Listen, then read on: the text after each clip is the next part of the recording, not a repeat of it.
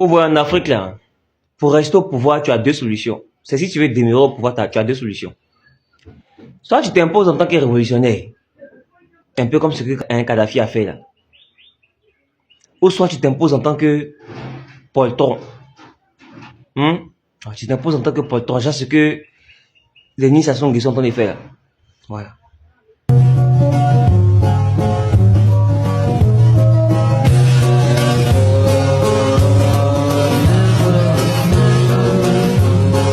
Donc, ici en Côte d'Ivoire par exemple, on a quelqu'un qui, vraisemblablement, parce que quand tout ce qui s'est passé là, quand tu vois tout ce qu'il y a eu, ça m'aurait étonné qu'il ait voulu être président pour partir un coup facilement. Non, ça serait trop facile. Avec tout ce qu'on a vu, toute cette lutte là, ça serait trop facile qu'il soit venu pour juste partir un coup comme ça. Donc ça veut dire que, soit depuis le début, les gens avaient pensé à demeurer, à rester au pouvoir. Sinon, ils n'auraient pas eu à faire toutes ces méthodes de Nicolas Machiavel.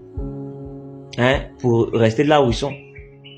Donc, normalement, ce sont ces choix qui s'imposent à vous. À l'AES, par exemple, eux, ils ont opté pour le choix de la révolution. Ce qui fait que ils deviennent comme des guides. Parce qu'ils ne sont pas dans un mouvement de non, on est venu pour faire démocratie. Non, ils sont venus pour changer les choses. Ils sont venus pour apporter un changement radical au système. Donc eux, le fait qu'ils soient au pouvoir jusqu'à pendant combien de temps là, ça c'est une obligation.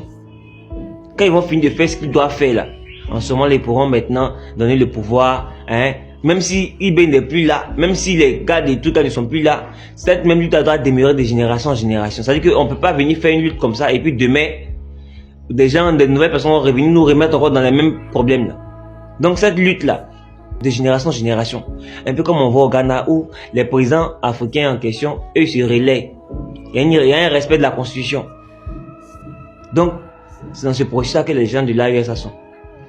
Maintenant, nous, chez nous ici là,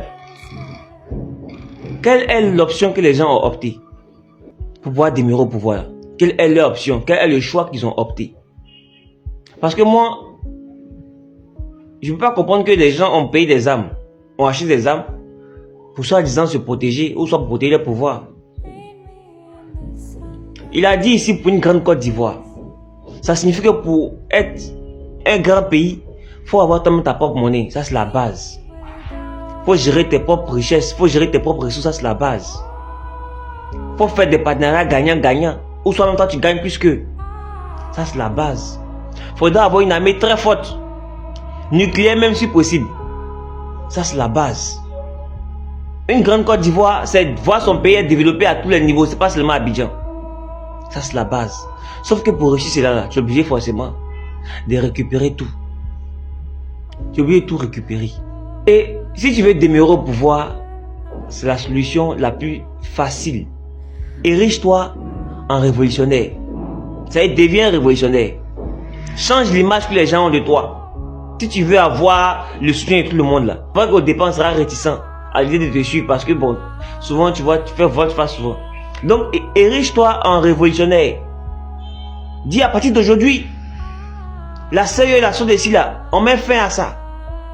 Aujourd'hui, vous les Français, vous, vos sociétés, vous devez payer vos impôts ici. C'est-à-dire, mets-toi dans cette posture là. Dès que tu t'es érigé en révolutionnaire, tu verras. Mets-toi dans la posture où tu dis, France c'est bon comme ça, pas d'aujourd'hui là, voilà. Faut te mettre dans cette posture là. On va voir quelque chose. C'est en ce moment là que toi tu vas changer carrément la version, l'image que les gens ont de toi. Érige-toi en révolutionnaire. Tu veux rester au pouvoir qu'à ta mort, non? Fais comme ça. Fais comme ça. Parce que on sait tous comment la France agit. On sait comment ça finit après. Quand vous prenez l'option de la servitude, on voit un peu de la finalité. C'est quoi? C'est que la France vous lâche. On a vu ici, ça n'a même pas commencé, on a déjà démontré, vous montrer les biens que vous aurez eu en France. La France vous lâche.